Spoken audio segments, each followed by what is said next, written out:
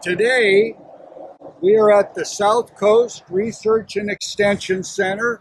We're going to find out a little bit about it, and we're also going to find out about cherimoya tasting today. So let's find out. The trees that you're looking at in the background here are cherimoyas. They've got, this whole grove contains at least 15 different varieties of cherimoyas. We're in the middle of January. We can see how big these cherimoya trees get. If you let them go, they'll get this big. If you prune them, you can keep them much, much smaller. There's a lot of fruit on those trees, and we're going to take a look close up in just a moment. Standing next to a beautiful cherimoya tree. This to me looks like an El Bumpo, mainly from the number of bumps on the fruit itself. Now here at the South Coast Research and Extension Center, they grow many varieties of many kinds of trees, from avocados to dragon fruit to cherimoyas to persimmons and so on. So when you find a real nice cherimoya that's ready and just slightly soft, you want to be able to pull him off. Now I'm not going to pull this one off because it's not quite ready.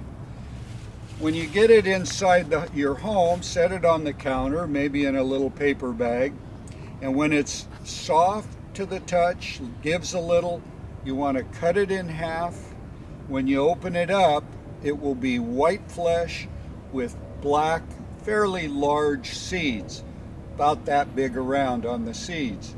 Those seeds you can take, plant them, and they'll grow up to another cherimoya, where you can then either graft on the variety that you want or see what that seeded variety is like. Usually the seeded varieties don't always come true because you don't know what they've been pollinated with. But these cherimoya trees, they can get very big and leggy.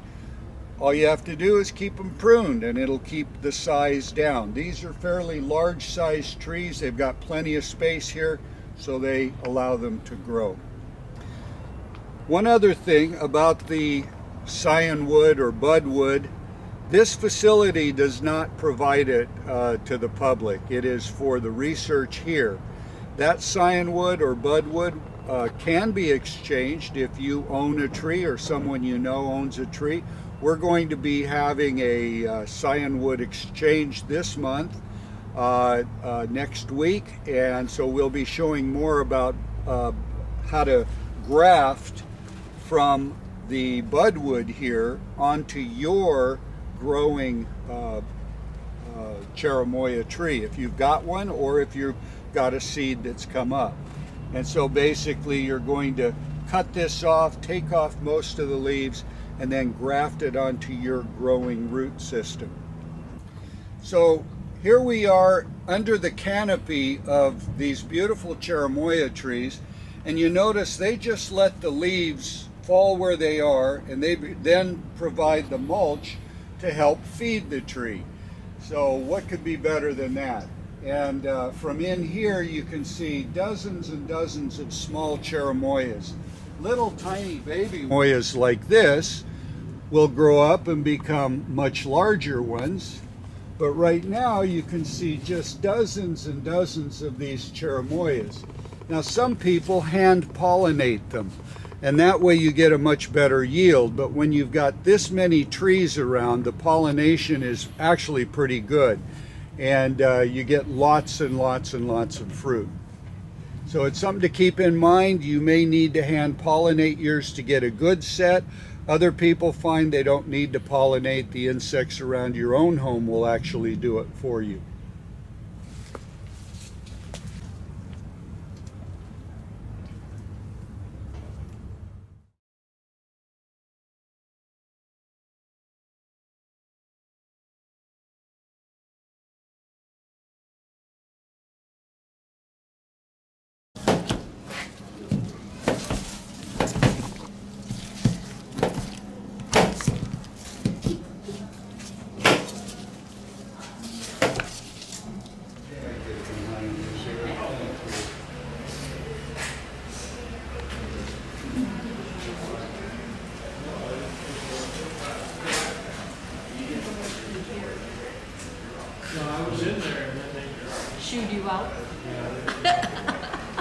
Well, they didn't know who you were.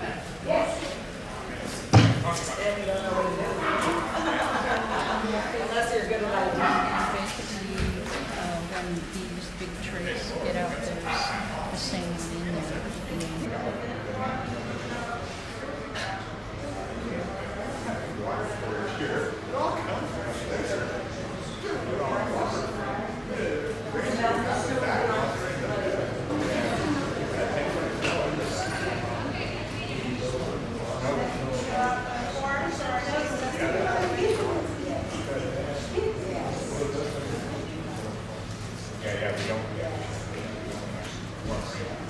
So it'll be another.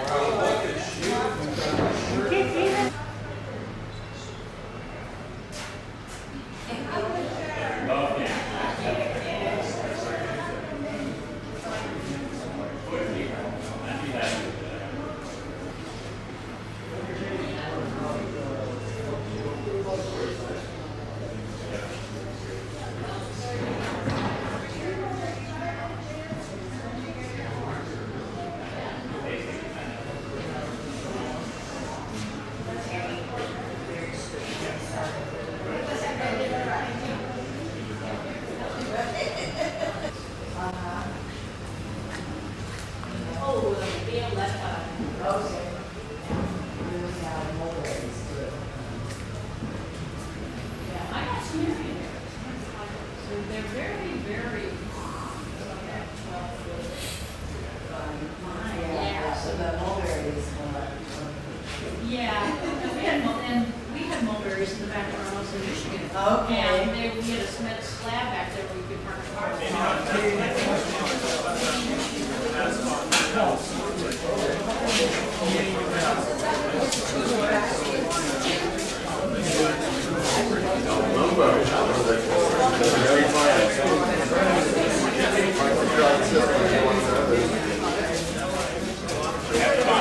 You're welcome. All right. Overnight. Good for you.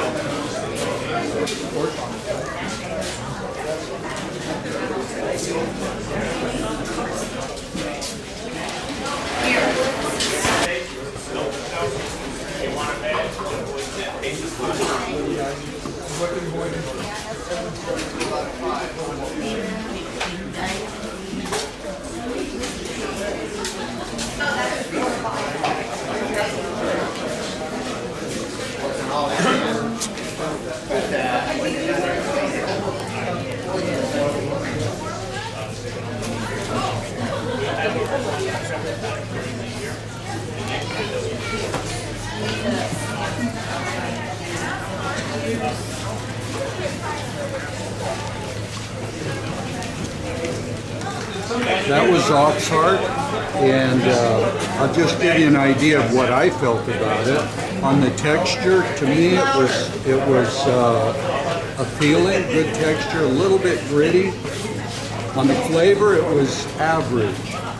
On the overall, for me, it was acceptable, basically an average tasting cherimoya, but for someone else, it might be top of the line. So everybody's tasters are different. I loved it. Just tasted a Pierce. Nice, white.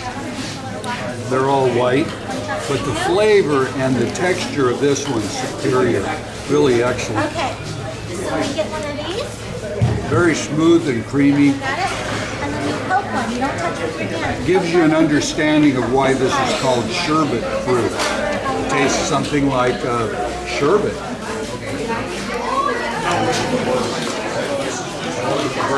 Okay, this one is salmon.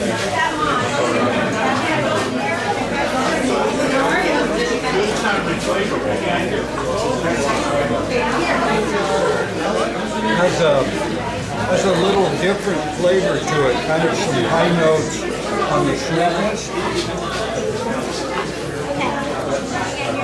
Texture is nice. Not quite as nice as the Pierce, but nonetheless, I give it a 5. Yes. This is a Santa Rosa. Oops, I'm sorry. Try again. A little bit tougher texture. Not quite as sweet.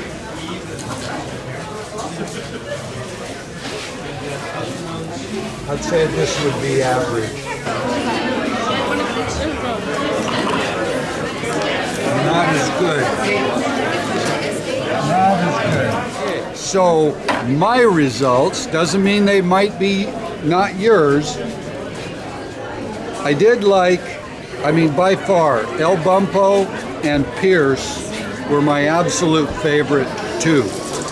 So make sure you try those out. Excellent, excellent.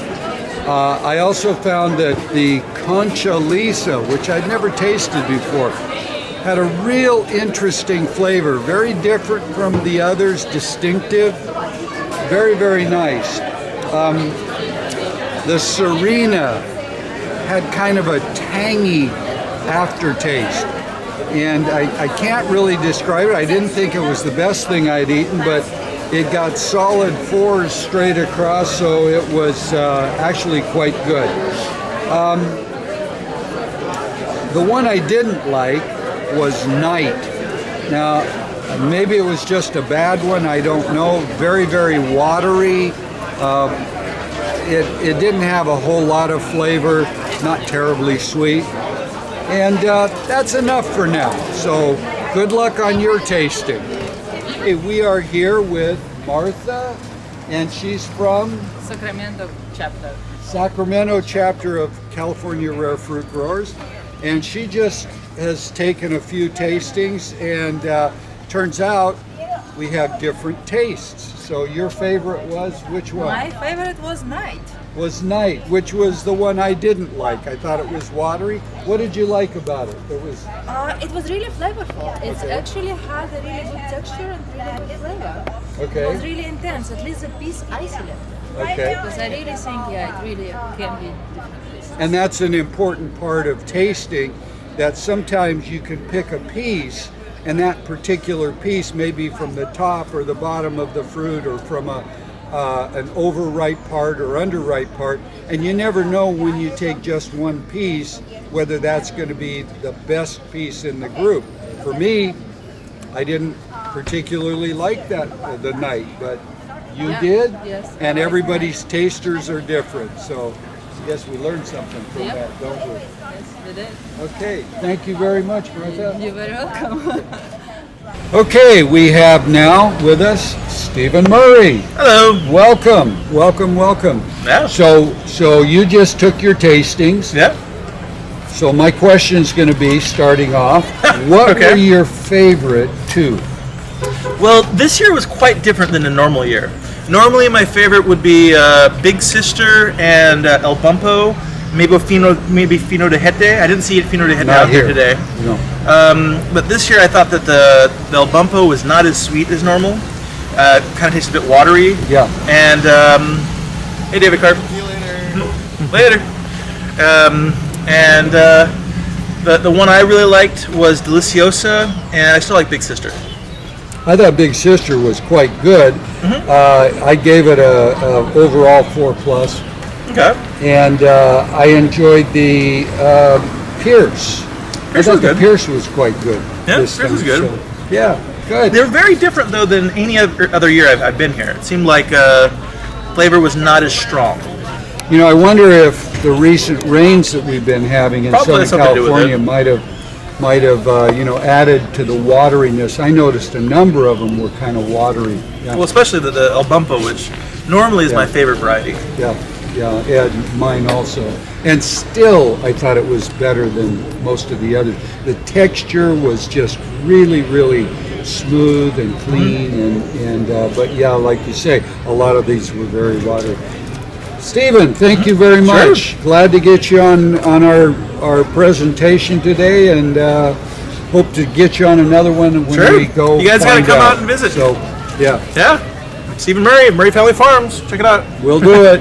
Thank you, Stephen. Thank you. So we've got Kyle here. Kyle, I just met Kyle, and you went through, and so I'm going to ask you, what was your favorite Cherimoya? I like the ox heart, and I'd have to say the Pierce was really tasty. All right, that was two my most favorite. flavorful ones, yeah. Very, very good on those two. And how about your least favorite?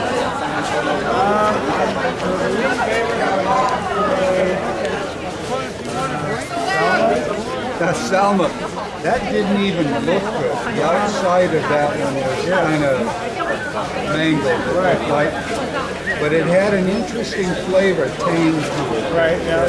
Yeah, kind of lifted it off the bottom for me. So yeah, good. So have you been to this before? No, this is my first year attending this. I've been wanting to attend it for the last 2 years, but it got canceled last year. Yeah, right. And we've got a lot more rain recently. Now, do you think that affected any of the cherimoyas? Well, I think it's going to be hard to get so many different varieties all picked at the peak time. Yeah. You know, so for me, I try to go back and forth a few times to some different pieces of fruit. But I think that there's a lot of really tasty fruit. Very true. Well, thank you very much and appreciate spending a moment with us. Thank you very much. 20 right here. Very briefly. Should be right in the top of the screen. You people in back, you didn't buy anything. Come on. Anything more? 15. 20 behind me. 20. Sorry, 20 in front of you. That's okay. Do I hear more than 20? Are you filming this? Going once. Going twice. Right originally waiting. Stones to the man in front. Thank you very much. Okay, this is John Vu with me, and John came out to the Cherimoya tasting today with his family. And what did you like the best? Which fruit did you like here today the best? My favorite would have to be, I think, the Lucina, Orton, And the El Bumpo. All right, that was my favorite. And what did you like the least? Which one just didn't quite meet? I think the Nada. The Nada. The flavors was kind of maybe a little bit bland. Yeah. Maybe the name itself kind of implies. The name implies what it is in Spanish. Yeah, exactly. It's kind of Nada. It means nothing. there's not really much flavor in it. Okay, that's great. John, I'd like to invite you to come out to our club meeting, which is the third Thursday of the month at the Orange County Fairgrounds. So I hope that we get a chance to see you there and maybe think about joining our club. Yes, I will. Thank you very much for the Okay, opportunity. thank you, John. All right, bye. Your can't miss, yeah.